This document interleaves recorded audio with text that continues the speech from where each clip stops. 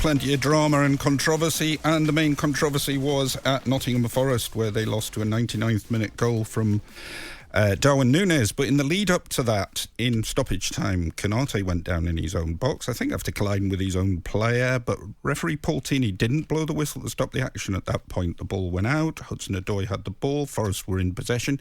Then he blew. Then he gave the ball back to Liverpool, who admittedly took about a minute to score from that point. But it would have been a very different scenario had Nottingham Forest been given the ball when they were on the attack. Liverpool, I suppose, could have given it back to them as well, but didn't.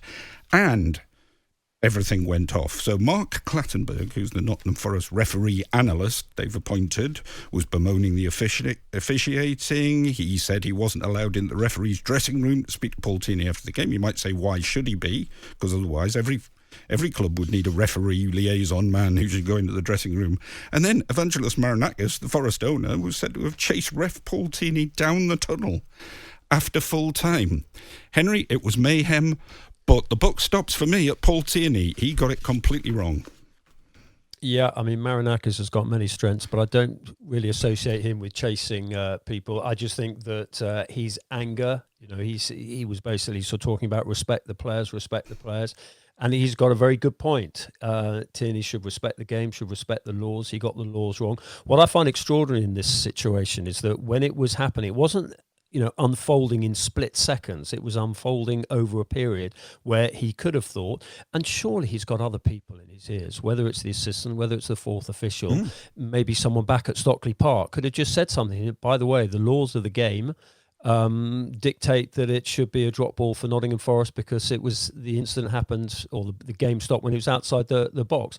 So, and there was no explanation after the game. And Howard Webb, we know well, he's one of the great communicators of the game. He was as a referee. He came into PGMO, on basically because Mike Riley was not a natural communicator, and one of Howard's great strengths is communication. Well, communicate. Their fans being let down in the stadium. Obviously, the Liverpool fans are absolutely joyous, but it's not good for the game. It's not good for the credibility of the Premier League when this happens. And just one final thing on that, Sean. We've been saying it for ages.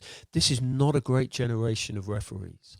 This is, we need more, they need to invest in grassroots, and obviously for that we need some more respect for referees, for more money to be invested. The Premier League, whenever we saw that, they said, well, we are doing that, but we're still seeing very basic mistakes on this level. And what happens? Tierney goes down to the naughty step of the Championship next week, misses out maybe on a couple of Premier League games, and if Forest go down and say they get a sort of a few points penalties because of FFP breaches, I can see this running on beyond the end of the season because Marinakis may well take this further. For Clattenburg to complain that the referee wouldn't talk to him, I think is a bit weird, actually, because this is not an official position that Mark Clattenburg has, referee advisor to Forest. Yes, they've brought him in, but it's not a recognised position. No, if he'd been allowed in to see the referee to talk to him, many, many clubs in the Premier League would have been going, hang on a sec, that's specialist treatment. You're allowing somebody else, who we don't have one of those, to go in and maybe influence the referee for future games. So I don't think that's really an argument. But I think what really has come out of this, Sean, is that Clattenburg was there. He spoke very eloquently in the sort of the mix zone. Agreed. Have no problem that it's right, that he's right, Henry. But you see where I'm going. But I actually think other clubs will now think, actually, if we've got a former referee as a consultant, referee as an analyst, he will at least give us, it's not simply a manager having a go. This is someone who knows the laws of the game in Mark Clattenburg, former PGMO referee, doing that. I completely agree with you. He shouldn't. There's actually probably no use, apart from for Forest's own comfort, Clattenburg going into the referee's dressing room, because nothing's going to change. He can make his point, but he made his point publicly. So, but I can see more and more clubs having a Clattenburg in the stands. Adding the sort of law book to their emotion. You made a point earlier on that Stockley Park should have got involved and said, "Oh, Paul, you got it wrong there. You've got to give the ball back to Forest." But it's quite vague, isn't it, about whether they should get involved in stuff like that. I mean, they might have said that to him, and he might have said, "I'm the ref. Get lost." They're not supposed to intervene in that case, are they? Okay, well, the broader thing, I take that point, but the broader thing that VAR was brought in was to stop clear and obvious errors. This was not a subjective error. This was a clear, a cut and dried error. He got the laws wrong, and maybe in the heat of the moment, late on in the game, a lot of emotion, physically, and emotionally drained by the long game, he might have had a momentary lapse of concentration, and that's where Stockley Park is there for. But the only issue is that, do they have it within the parameters of what they're allowed to do by IFAB?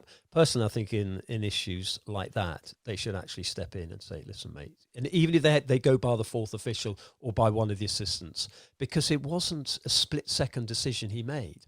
So, yeah. But look, your point about, you look at some of that Hudson-Odoi and Awini, dribbling out of the area, there were mistakes that Forest made.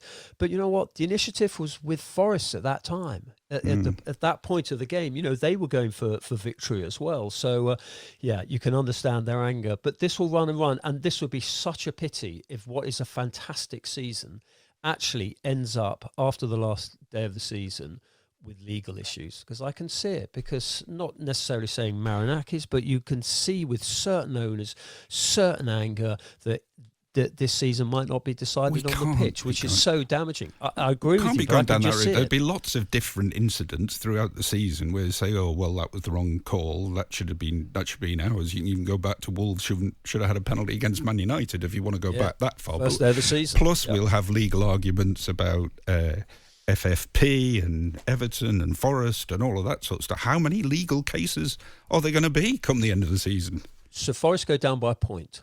Yeah. So what and how much is that going to cost them? 100 million quid? Marinakis, maybe other people in that situation might actually say, well, listen, let's see if we can take it further. I hope it doesn't happen, because we have enough lawyers in football anyway. But I can just see this one is going to run and run. On AM, on DAB, via the talkSPORT app and on your smart speaker. talkSPORT.